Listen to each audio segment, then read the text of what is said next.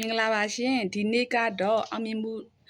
တရား၄ပါးအကြောင်းကိုပြောမှာဖြစ်ပါတယ်အောင်မြင်မှုတရားအကြောင်းကိုပြောကြည့်ကြရအောင်နော်မြတ်စွာဘုရားဟောထားတဲ့ထဲမှာအောင်မြင်မှုတရား၄ပါးရှိပါတယ်သူကအောင်မြင်တဲ့အချက်၄ချက်ပေါ့နော်အောင်မြင်တဲ့အချက်၄ချက်ကနံပါတ်1အချက်ကစန္ဒရှိရမယ်ကိုကအောင်မြင်ခြင်းနဲ့ဆိုလို့ရှိရင်စိတ်ဆန္ဒရှိရတယ်ပေါ့နော်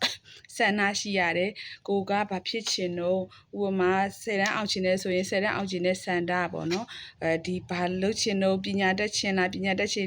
တဲ့ဆန္ဒပိုက်ဆက်လို့ချင်ပိုက်ဆက်လို့ချင်တဲ့ဆန္ဒရှိရပါတယ်သူကအလကားဝုန်းကနေပညာတတ်မလားပါဘူးဝုန်းကနေပိုက်ဆက်ရှိမလားပါဘူးအဲ့တော့နံပါတ်1အချက်ကဆန္ဒရှိရပါမယ်ရှင်နောက်ပြီးတော့နံပါတ်2အချက်ကစိတ်တက်ရှိရပါမယ်စိတ်တက်ကကြတော့သူကခိုင်ခိုင်မာမာပေါ့နော်ဒီစိတ်တက်ကိုခိုင်ခိုင်မာမာရှိရမယ်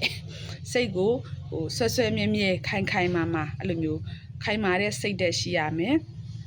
ခိုင်မာတဲ့စိတ်ရှိမှသာဒီနေ့လုံးမယ်မနေ့ပြန်မလုပ်ဘူးလို့မရပါဘူးကိုကစိတ်ကအမြဲတမ်းစိတ်ကရှိရမယ်အဲ့တော့ဆန္ဒနံပါတ်1ကစိတ်ဆန္ဒနံပါတ်2ကစိတ်ဓာတ်ရှိရမယ်စိတ်ရှိရမယ်ပေါ့နော်စိတ်ဓာတ်ဆိုတာစိတ်ကိုပြောတာနောက်ပြီးတော့ဝရိယကကြတော့သူကအားစိုက်ထုတ်ရမယ်အားစိုက်ပြီးထုတ်ရမယ်လေ့ကျင့်ခန်းလုပ်တဲ့သူ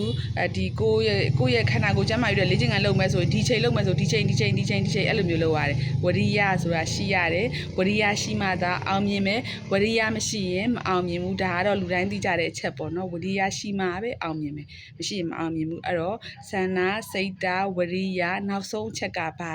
ဘာလဲဆိုတော့နောက်ဆုံးချက်ကကြတော့ဝိမာန်တပညာဖြစ်ပါတယ်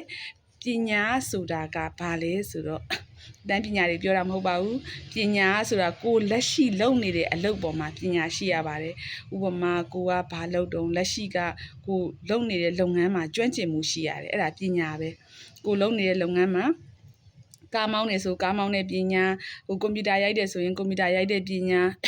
ဆေးရိုက်တယ်ဆိုဆေးရိုက်တဲ့ပညာကိုလုံးနေတဲ့အလုပ်တစ်ခုပေါ်မှာလုပ်ငန်းကျွမ်းကျင်မှုပညာရှိရပါတယ်အဲ့ဒါကြောင့်မလို့စန္ဒရဲ့စိတ်ဓာတ်ရဲ့ဝရိယရဲ့ဝိမာန်တရဲ့ပညာရဲ့အဲ့၄ချက်က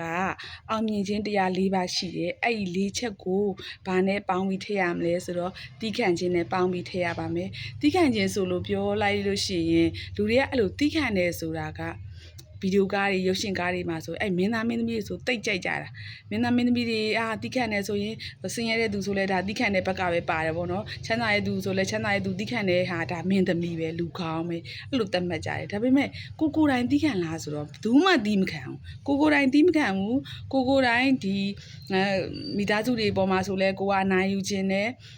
relationship တွေမှာလည်းအနိုင်ယူခြင်းနဲ့မိတ်ဆွေပေါင်းသင်းတွေပေါ်မှာလည်းအနိုင်ယူခြင်းနဲ့အပြောလိုက်ရမှအလုပ်လိုက်ရမှငါနိုင်တယ်ငါဘာဖြစ်တယ်အဲ့လိုမျိုးပေါ့နော် तू က